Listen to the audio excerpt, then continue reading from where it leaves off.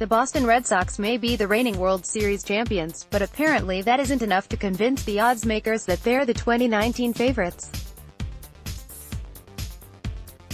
Caesars Palace recently released their projected win totals for the upcoming season, and the Red Sox find themselves falling behind the New York Yankees and the Houston Astros, two teams they handled with relative ease in the 2018 postseason. 2019 MLB Season Wins, now available at Caesars Palace. Always fun.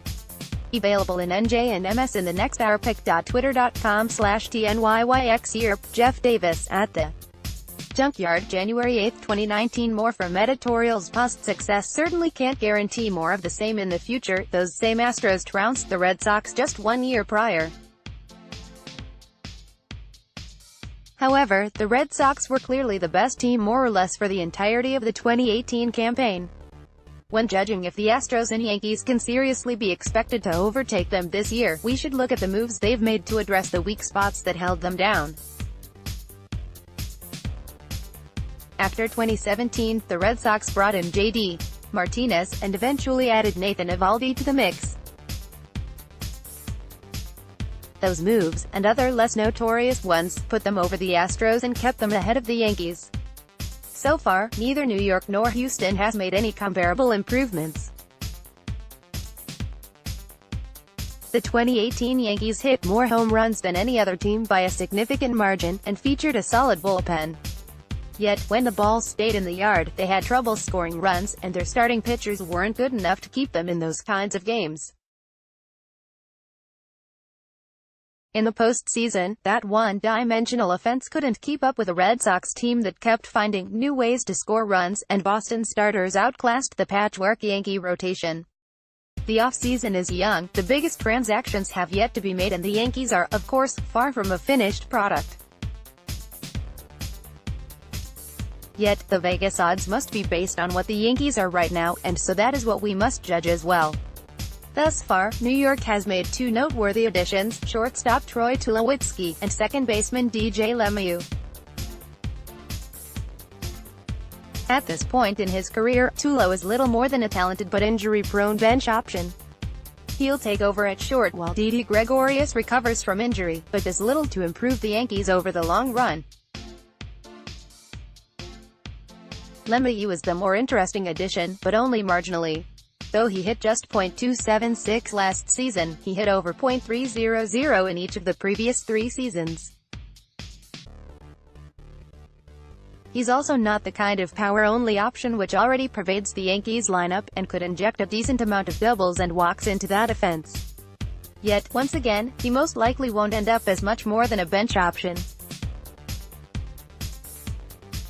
Gleyber Torres currently sits atop the Yankees' depth chart at second base, and LeMahieu is no threat to unseat the young star. As designated hitter, he could add a more regular boost, but the 7-year veteran won't change the offense by himself. New York needs its incumbents to find other ways to score if they really want to improve.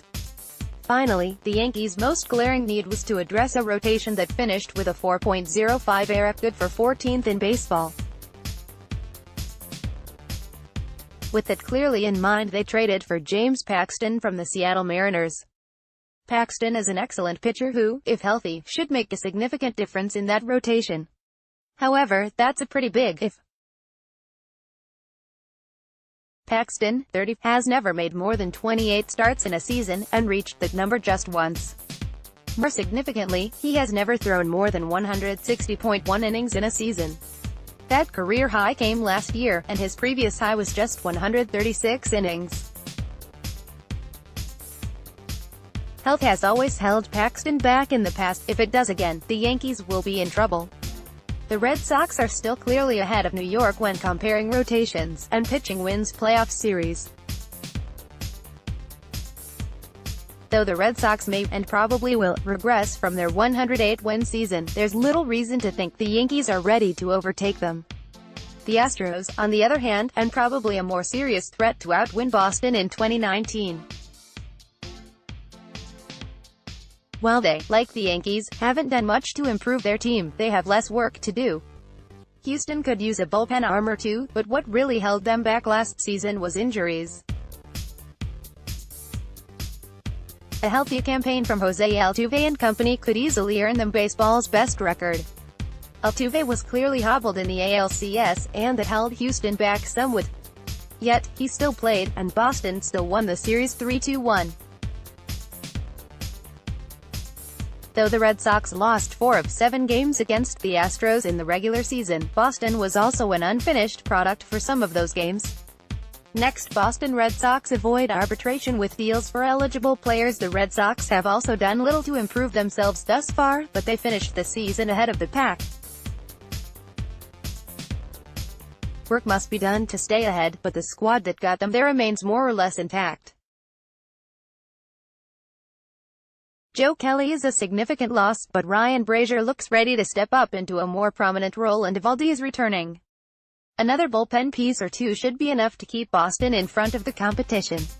While both the Yankees and Astros should give them a run next season, predicting either to finish ahead of the Red Sox seems, at this point, to be a bit of a stretch.